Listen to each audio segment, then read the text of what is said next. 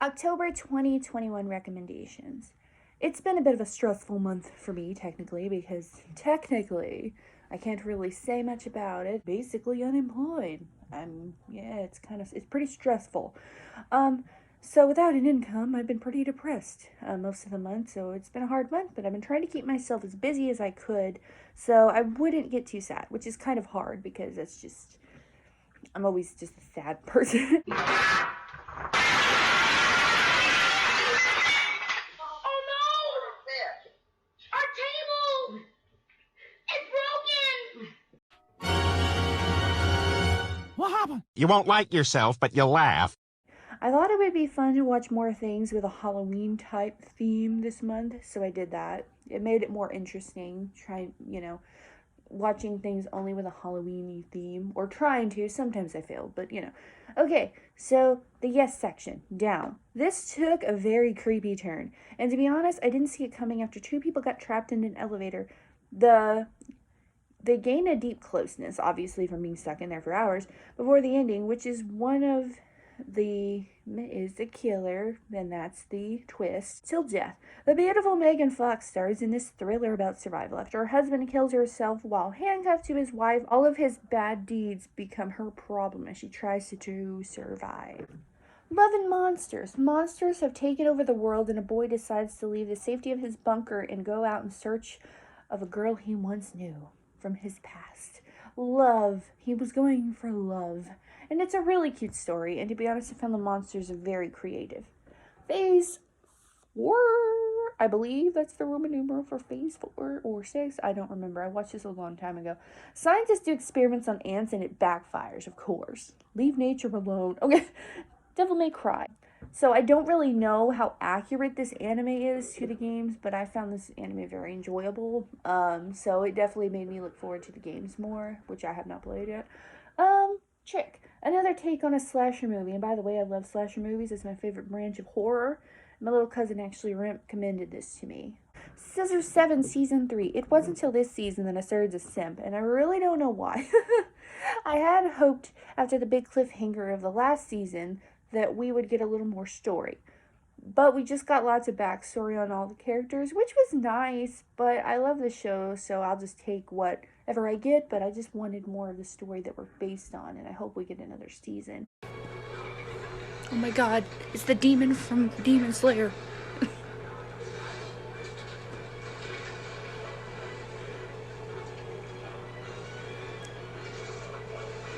Oh. Oh, he looks scared. Oh, man. Oh.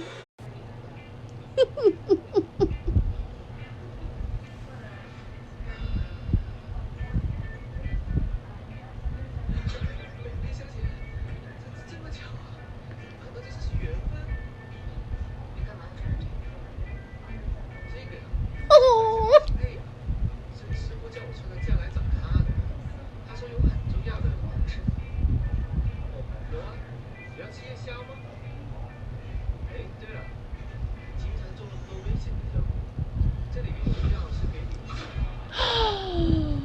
Excuse me.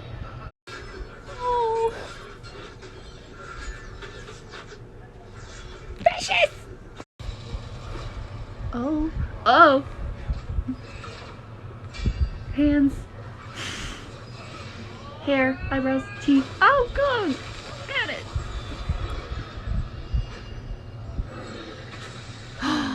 The ball is as powerful as his scissors. Oh. Freak nuggets. I'm jealous.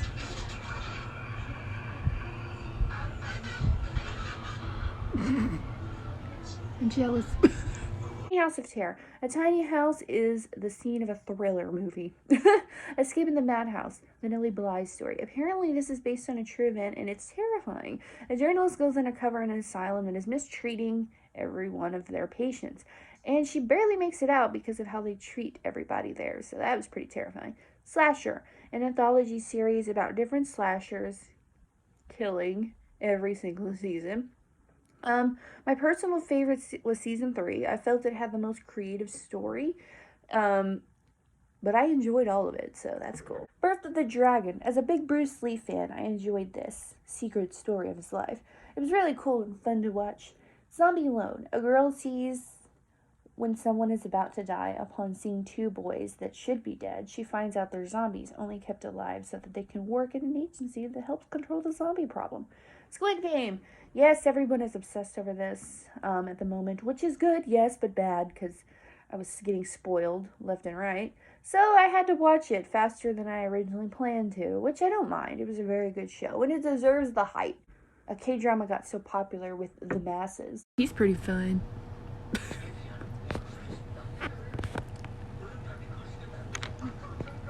Very much so.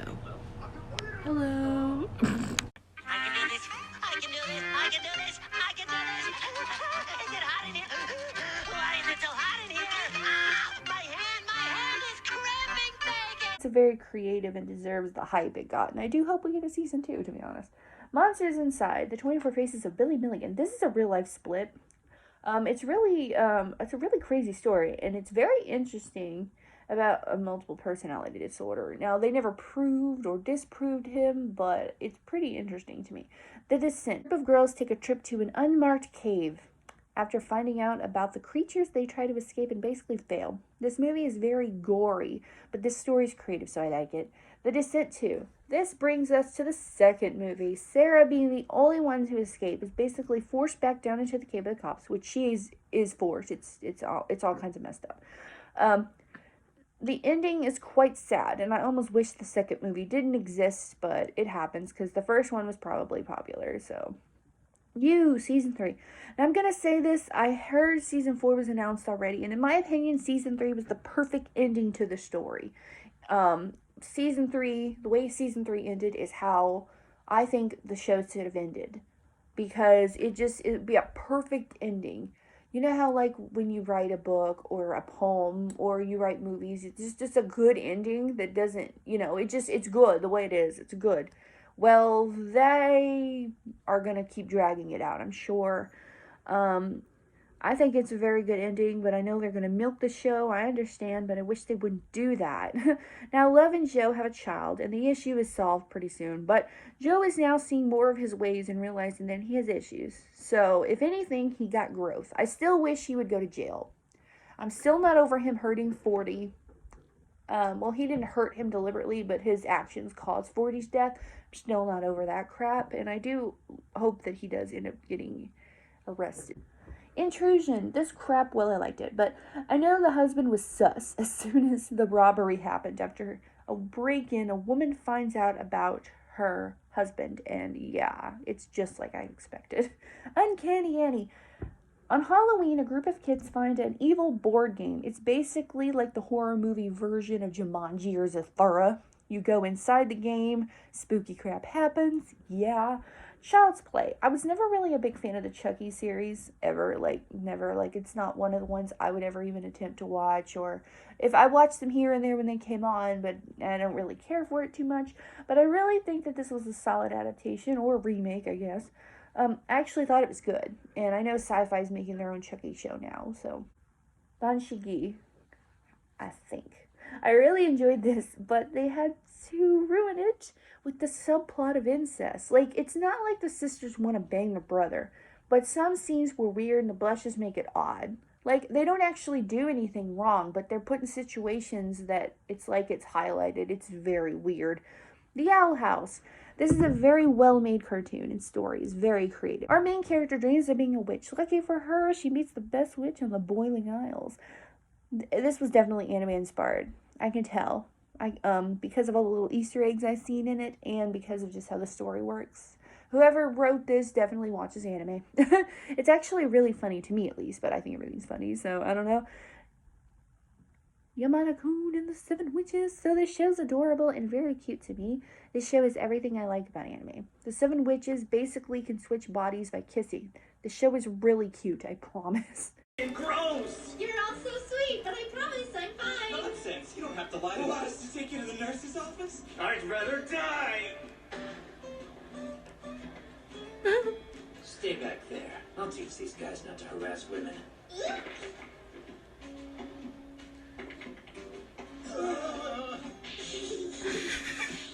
This I can't wait to see. You got pummeled by some nerds! Ready to go see the nurse? Let's all go there together right now. I just want you to be my waifu! Go there yourself!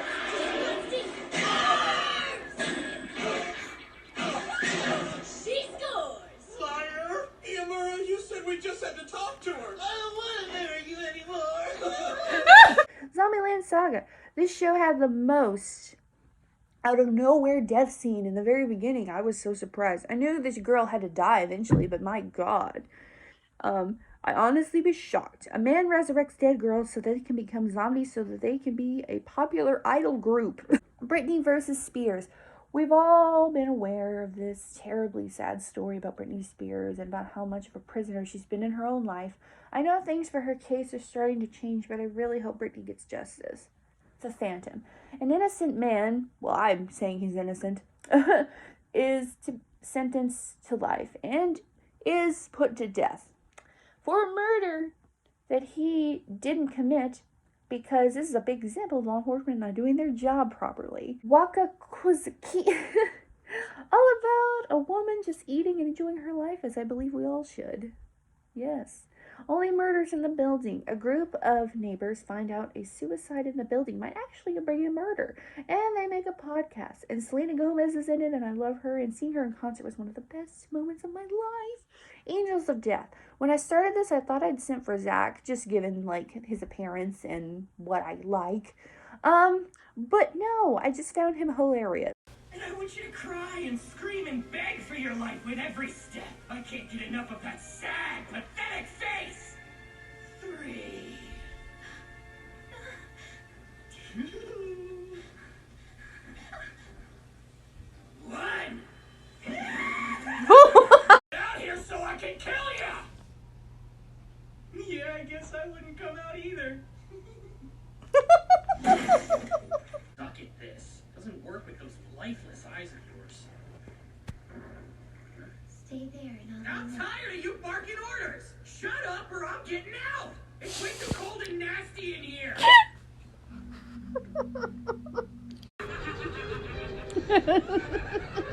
These drugs made him lose his mind. I have to keep running. It's a dead end.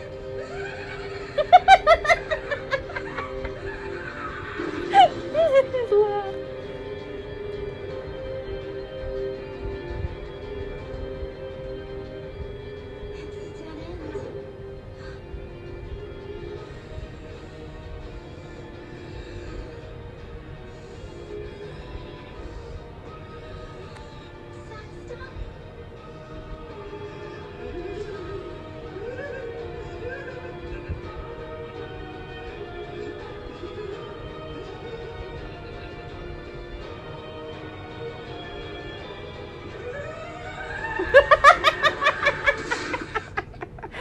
Oh no!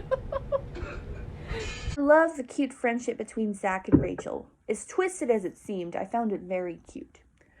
The Idaten, I think it's how you say that, deities know only peace. After the deities, aka gods, know only peace for many, many years, the gods still train just to keep up their strength until the scientists start trying to wake things back up. I like the show, and the art style is really cool too. The Tamaga Reincarnated Slime, Season 2, Part 2. I've been wanting to get back to this anime for a while because it's one of my favorite isekais ever. It's still ended on a cliffhanger. I don't know if we're going to get a Season 3, but I really hope we do. All that we destroy. After finding out her son might be a serial killer, she makes clones and does tests on him to try and prevent it. But honestly, I think she only made it worse. I think she actually drove him to be a serial killer with all the experiments she did. The Movies That Made Us, Season 3. I love documentaries on anything, but especially on movies. Well, this season focused more on horror movies. The golden horror we all love. The Manor. This is not the way I thought this movie was going to play out. I assumed it was about a nursing facility treating people poorly. Well, it is, but it's also about a group of witches sacrificing other residents to a Celtic tree demon to stay young. Very surprising, to be honest.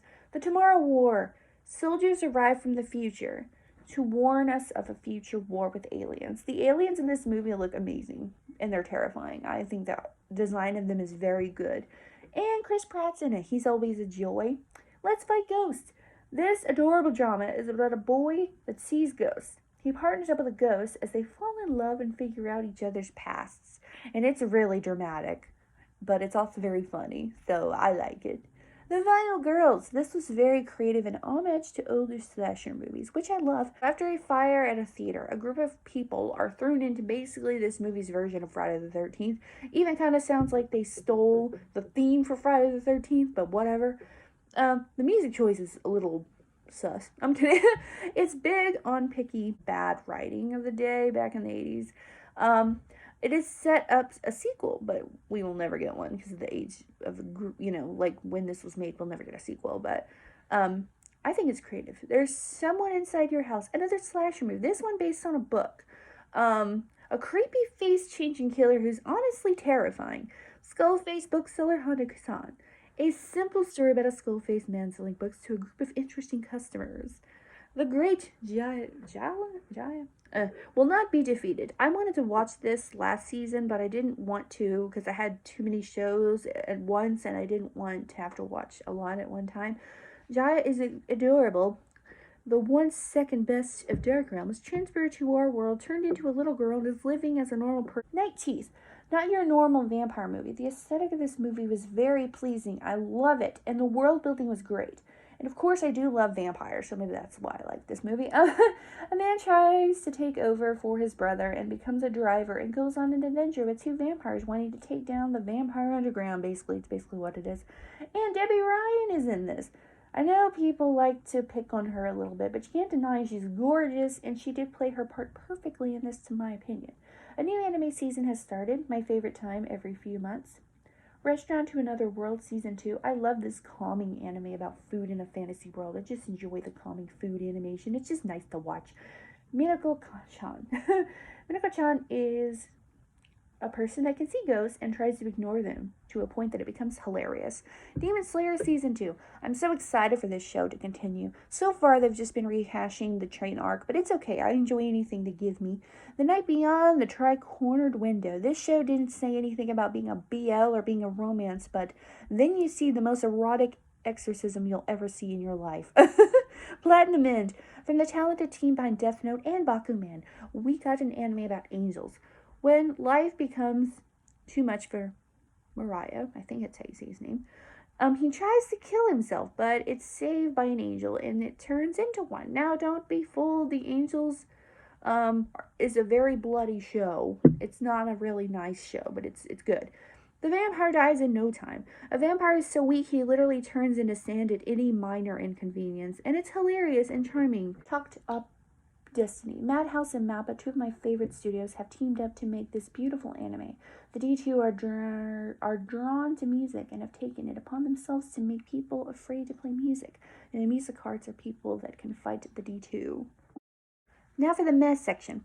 False positive. This crap is very scary in itself. A woman goes to a fertility clinic to try and get help, but the doctor impregnates her.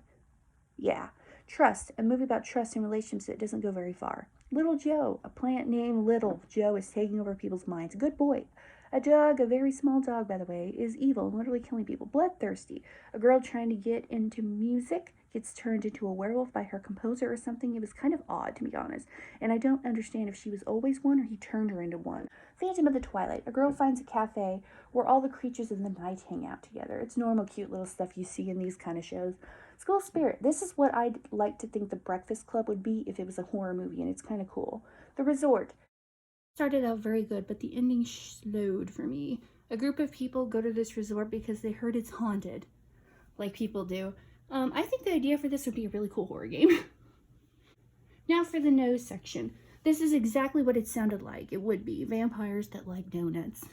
Bingo hell. I mean, with this title, like, it can only be about so many things. An evil bingo hall is taken down by the elderly people.